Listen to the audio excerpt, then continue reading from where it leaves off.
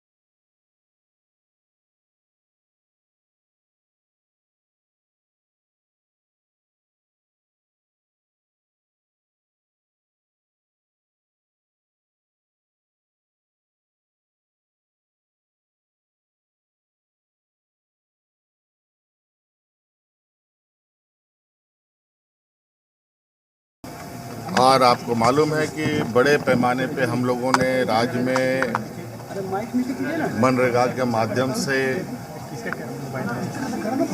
योजना प्रारंभ की हुई और किसान मजदूर ग्रामीण क्षेत्र के लिए ये योजना एक अत्यंत महत्वपूर्ण योजनाओं में से एक और इसको लेकर ये और कितनी मजबूती से काम करे, कितना अधिक से अधिक लोग इस।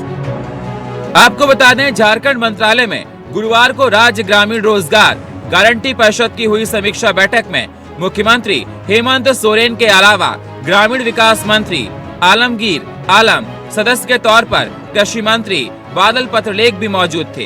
वैसे ये कोई पहली बार नहीं जब हेमंत सोरेन मोदी सरकार को निशाने पर लिया हो। इससे पहले हर मंच पर मोदी सरकार को हेमंत सोरेन ने सौतेला साबित करने की कोशिश की।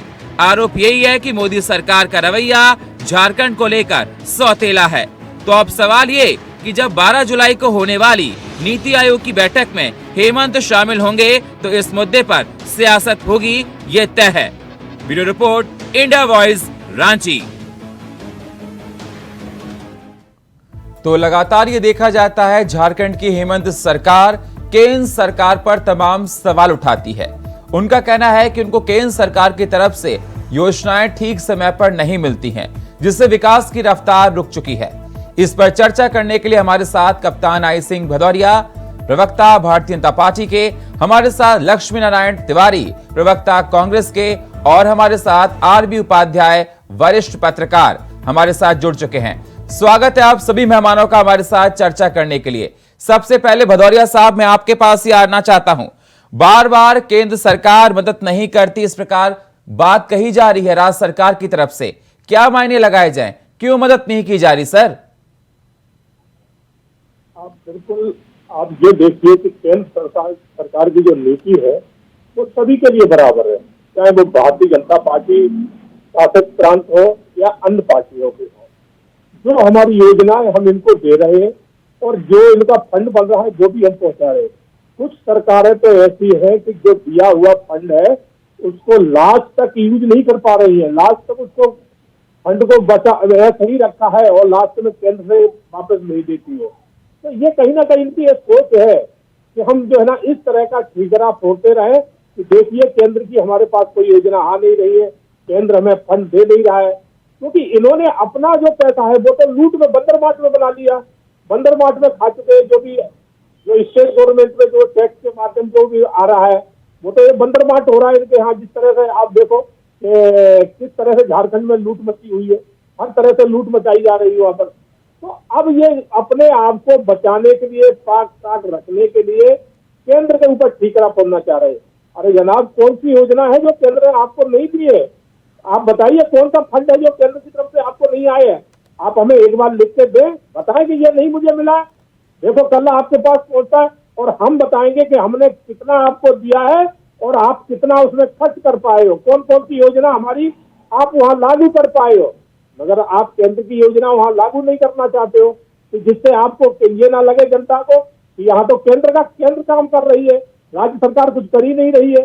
तो इसलिए राज्य सरकार खास करके जो बीजेपी की नहीं है, अन्य पार्टियों की है, ये अपने आप को बचाने के लिए, जनता की आंखों में धूल झोंकने के लिए ये शो करना चाहते हैं कि देखिए केंद्र हमारे सहयोग नहीं कर रहा है, इसलिए हम कुछ कर नहीं पा रहे जी। आप नहीं कर, केंद्र तो सहयोग फुल कर रहा है। आप केंद्र का सहयोग लेना नहीं चाहते हो, जिससे लोगों को ये ना लगे कि सेंट्रल गवर्नमेंट यहाँ पर जो है ना विकास कर रही है और स्टेट गवर्नमेंट कुछ भी नहीं कर रही है। क्योंकि जो केंद्र की योजना है वो अलग दिखाई देंगी और स्टेट में तुम कुछ कर नहीं रहे हो कि जो भी स्टेट गवर्नमेंट के पैसा है वो आपने बंदर मार्ट में लूट लिया। जिस तरह से वहाँ ये तीन पार्टियां चार मिलकर सरकार चला रही है, आप देखिए कितनी पांच सात पार्टियां हैं, एक से करप्ट पार्टियां हैं जिनका काम ही सिर्फ जिंदगी में।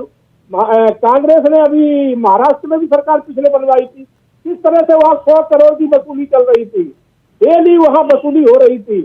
उनके गृह मंत्री, वित्त मंत्री, सारे मंत्री जेल में चले गए थे। तो यही कांग्रेस झारखंड में इनके साथ शामिल है। तो आप सोचिए कि स्थिति वहां झारखंड की क्या होने वाली है।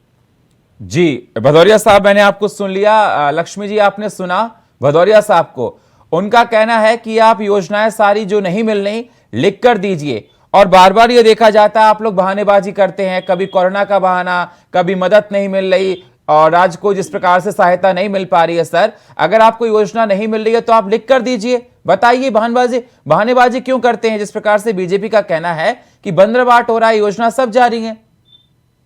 देखिए चौहान साहब, पहले तो मैं निवेदन करता हूं भदौरिया साहब से कि आपके नाम के आगे कैप्टन सुना मैं। आप यदि कैप्टन से होकर के भारतीय जनता पार्टी में प्रवेश किए हैं तो आप इन लोगों की भाषा नहीं बोलिए। आप अटल बिहारी वाजपेयी जी की भाषा बोलिए, लाल कृष्ण आडवाणी जी, वो भाजपा अब नहीं है। ये बोलते कुछ है, करते कुछ है।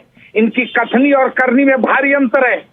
ये अभी कह रहे थे, मैं सुन रहा था, भदौरिया साहब कह रहे थे, ऐसे इनकी सारी बातें मैं सुन नहीं पाया, धीरे धीरे बोल रहे थे। मैंने निवेदन भी किया कि थोड़ी ऊंची आवाज में बोलें। इन्होंने ये कहा कि झारखंड में लूट मची हुई है। इनसे आज के इस डिबेट पर ये बात उठाई गई है, आपने उठाया है कि मनरेगा में पैसा केंद्र सरकार नहीं दे रही। इस इशू पर भदौरिया साहब को अपनी बात रखनी चाहिए थी, लेकिन इन्होंने कहा कि झारखंड में लूट है। तो झारखंड जब से बना भदौरिया साहब, केंद्र सरकार राज्य के सरकार की कमान भारतीय जनता पार्टी के हाथ में मिली। 15 नवंबर 2000 को राज्य का गठन हुआ और पहले मुख्यमंत्री बाबूलाल जी मरांडी बने। उसके बाद क्रमशः अर्जुन मुंडा, फिर रघुवर दास। ये थोड़े कार्यकाल हम लोगों को मिले हैं। इसमें भी दुर्भाग्य है चौहान साहब कि हम लोगों को ये प्राकृतिक मार का सामना करना पड़ा। कोरोना में हम लोग बहुत झेले। हम लोगों ने कोरोना का मुकाबला किया और जब अब कुछ विकास के कदम उठाने की नौबत आई है। कोरोना पूरी दुनिया के लिए था सर, कोरोना आपके राज्य के लिए नहीं था। सुनिए, टोकिए नहीं, हमको कहने दीजिए। मैं कह रहा हूं उससे निपटकर, जान बचाकर जब हम कुछ विकास के कदम उठाने वाले हैं या उठा रहे हैं तो हर कदम पर हमको रोकने का प्रयत्न किया जा रहा है। हम यह निवेदन करेंगे कि क्या स्थानीय नीति, इनके 15 नवंबर 2000 के बाद नियोजन नीति, या क्या इन्होंने बनाई? ये 3 साल में हमको सब कहते हैं जे नियोजन दे दीजिए, स्थानीय नीति बना दीजिए, नियोजन नीति बना दीजिए और नियुक्तियां कर दीजिए। इनको जो समय मिला इन्होंने उस समय का लाभ नहीं लिया और न कोई विकास के काम किए। यदि ये किए होते तो कहाँ विकास दिखता है ये बताएं हमको। नंबर 1। नंबर 2, सबसे महत्वपूर्ण बात है कि मनरेगा का पैसा जो रोका जा रहा है, हमको कहने में पीड़ा हो रही है कि कोयला का रॉयल्टी रोका जाता है केंद्र सरकार से। भारत के प्रधानमंत्री जब राज्यों में चुनाव होने लगते हैं तो आपको सुनाई पड़ता होगा, आप चैनल चलाते हैं महोदय, ये कहते हैं कि डबल इंजन की सरकार बनाओ, डबल इंजन की बनाओ, तब केंद्र से ये पैसा देंगे। अप्रत्यक्ष इनका ये निवेदन रहता है और जब ये हर जगह फेल हो रहे हैं, अभी कर्नाटक में इनकी धुलाई किया है लोगों ने और अब आ रहा है 4 राज्यों की सरकार बनने वाली है, चुनाव होने वाले हैं, देख लीजिएगा इनको परिणाम भुगतना पड़ेगा। एक पंक्ति है सर कि रहीमन हारी काट की चढ़त न दूजो बार। ये जो हिंदू मुसलमान अभी डिबेट हो रहा है मनरेगा के पैसे पर, मैं अगर ये कहूं कि आदिवासी युवक पर मध्य प्रदेश में भारतीय जनता पार्टी का कार्यकर्ता नेता के साथ किया तो आप कहेंगे कि डिबेट को भटका रहे हैं। मैं निवेदन करके कह रहा हूं कि भारतीय जनता पार्टी को एक रोग हो गया है सर, वो कांग्रेस का फोबिया रोग से ग्रसित है। दिन को कांग्रेस, रात को कांग्रेस, सोते कांग्रेस, उठते कांग्रेस। ठीक है लक्ष्मी जी, फोबिया हो गया है भदौरिया साहब, आपको डर लगता है। फिर मैं आऊंगा वरिष्ठ पत्रकार के पास सर, आरबी जी के पास। हमें जरूरत नहीं है कांग्रेस फोबिया होने का। कांग्रेस खुद जब अपनी अंतिम सांसें गिर रही है तो हमें कांग्रेस की जरूरत नहीं है, क्योंकि कांग्रेस के पास आज ना तो नीति बची है और ना ही कांग्रेस पे आज नेता बचा है। आज कांग्रेस पे है क्या? अगर 1-2 राज्य आपके पास आ गए तो आप उसमें अच्छी बात है, खुश हो लीजिए, कोई बड़ी बात नहीं है, क्योंकि उसमें कहीं ना कहीं हमारी गलती रही जिससे वो राज्य आप पे चले गए। बाकी आज पूरा देश कांग्रेस को नकार चुका है, कांग्रेस की नीतियों की वजह से। जिस पार्टी ने सबसे ज्यादा इस देश में शासन किया हो, आज उस पार्टी के पास ना कोई नीति बची है ना नेता बचा है। आज है क्या? एक राहुल गांधी है जिन्हें बोलना नहीं आता, सदन में खड़े होके कहीं तो आंख मारते हैं, कहीं किसी की झपकी मारते हैं जाके। मतलब सदन की कोई गरिमा होती है तो वो गरिमा भी आपका नेता नहीं समझता है कि सदन में कैसे बैठा जाता है। तो उस नेता को तो आप राष्ट्रीय अपना नेता बनाए फिर रहे, तो सोच लिया इस पार्टी का क्या हर्ष होगा। लेकिन भदौरिया साहब सवाल इस बात का नहीं, भदौरिया साहब सवाल इस बात का है कि जिस प्रकार से कांग्रेस का कहना है, हेमंत सरकार का कहना है कि योजनाएं जो केंद्र के द्वारा उनको दी जाती वो आप लोग योजनाएं नहीं देते, उसका पैसा नहीं आता, जनता परेशान हो रही है। अगर आप कहते हैं कि अगर डबल इंजन की सरकार बनेगी तो पैसा मिलेगा, भेदभाव का आरोप लगा रही है कांग्रेस आपके ऊपर। कांग्रेस ने जो 70 साल किया है वही तो कहेगी, इन्होंने हरदम यही किया है। हम जितनी भी योजना है मनरेगा का पैसा इसके पास बराबर पहुंच रहा है, मगर मनरेगा के पैसा में ये लूट बचा रहे हैं, काम कुछ नहीं कर रहे। मनरेगा का इन्होंने आज तक पार नहीं किया है, मगर उसमें बंदरगाह जरूर कर दिया है। और कहो तो मैं वो भी आंकड़े देगा कि कितने करोड़ जहाँ मिलकर सरकार बनाएगी वहाँ लूट होना है। इस तरह मैंने आपको बताया कि महाराष्ट्र प्रधानमंत्री के लिए तो मर्डर भी शुरू कर दिए थे, यहाँ मर्डर हो रहे थे, लूट हो रही थी। करते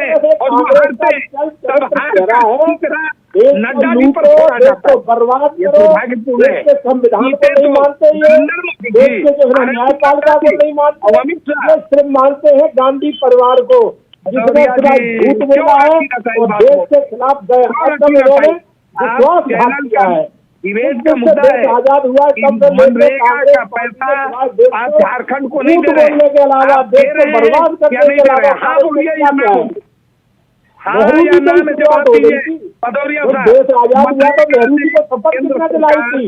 मैं अपने कांग्रेस के मित्र से जानना चाहूंगा कि नेहरू जी जब पहली बार प्रधानमंत्री बने थे उनको शपथ दिलाने वाला कौन था?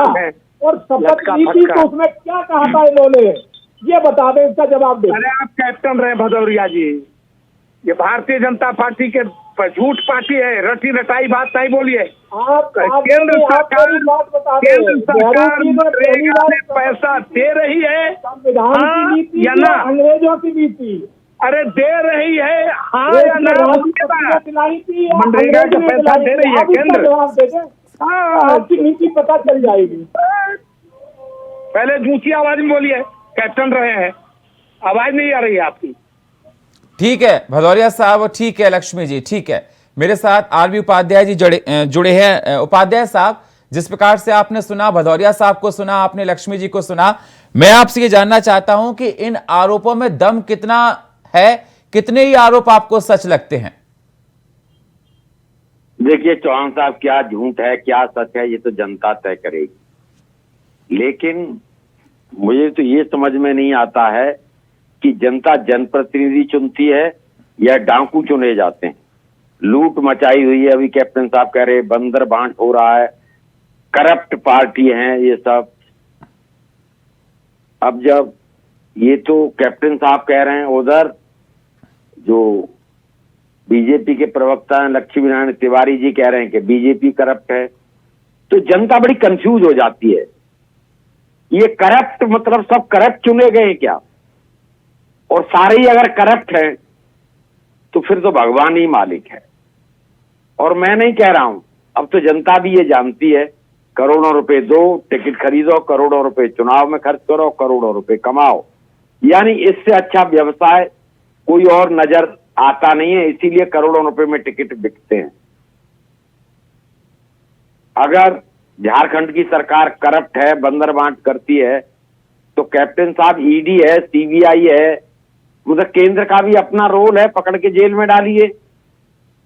न कोई जेल में डाला जाता है, न कहीं से कोई रिकवरी होती है, जबकि बड़ा सीधा सा, सुनील जी आपने भी देखा होगा, ये पेन चोरी हो जाए तो पुलिस एफआईआर नोट करती है, इस पेन को रिकवर करेगी और ये केस प्रॉपर्टी कोर्ट में पेश किया जाएगा कि ये पेन केस प्रॉपर्टी है, उपाध्याय जी का पेन चोरी हुआ था और इनसे बरामद हुआ है। लेकिन यहां तो खाता न वही, मैं कह दूं वही सही, करोड़ों के घोटालों की बात होती है, एक पैसे की रिकवरी नहीं होती है कि भाई 50,000 करोड़ का घोटाला हो गया, इतना घोटाला हो गया, वो घोटाले का पैसा गया कहां, ये कभी इंक्वायरी क्यों नहीं होती और वो रिकवर क्यों नहीं होता है? मैं कहता हूं 10 रुपए चोरी हुए थे, 10 रुपए रिकवर तो होने चाहिए, कहीं कोई रिकवरी नहीं है। तो देखिए राजनीति का व्यवसायीकरण हुआ है और राजनीति का अपराधीकरण हुआ है, और जब राजनीति का व्यवसायीकरण हो जाएगा, जब राजनीति व्यापार बन जाएगी, तो फिर कौन किसके ऊपर उंगली उठाएगा। और मैं बार बार कहता हूं कि बिना राजनीति के भ्रष्टाचार नहीं होता और बिना भ्रष्टाचार के राजनीति नहीं होती। करोड़ों रुपए कहां से आते हैं खर्च करने के लिए चुनाव प्रचार में? जो नेता चुनाव लड़ते हैं कैप्टन साहब, क्या अपनी पैतृक संपत्ति बेचकर लड़ते हैं? कहां से लाते हैं पैसा? ये सब पैसा यही लूट मार का होता है। तो देखिए राजनीति में रिफॉर्म की जरूरत है, आरोप प्रत्यारोप के दौर चलते रहते हैं, कोई बहुत बड़ा वो नहीं है।